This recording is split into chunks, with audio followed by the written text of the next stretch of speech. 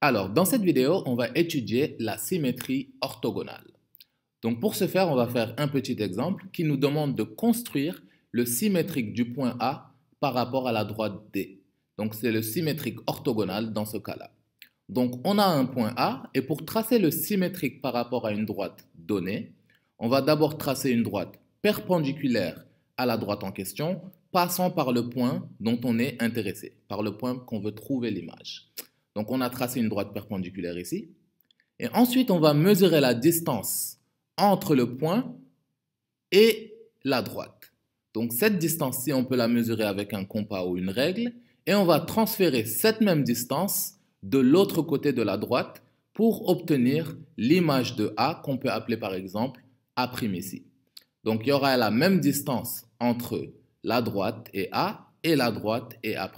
Et donc, A' s'appelle l'image de A par rapport à la droite D. Donc, maintenant, on est prêt, maintenant qu'on sait construire le symétrique d'un point, on est prêt à savoir construire le symétrique d'une figure un peu plus complexe. Par exemple, ici, on veut construire le symétrique du triangle ABC par rapport à la droite D. Donc, c'est le même concept. On va faire, pour chacun de ces points, on va essayer de trouver le symétrique par rapport à la droite D. Et la figure formée par les trois points représentera l'image de ce triangle.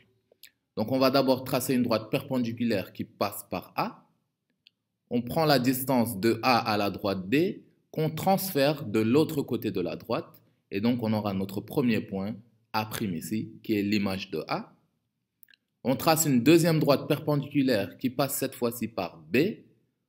On calcule la distance de B jusqu'à la droite et on la transfère de l'autre côté de la droite pour obtenir notre deuxième point, ici B'.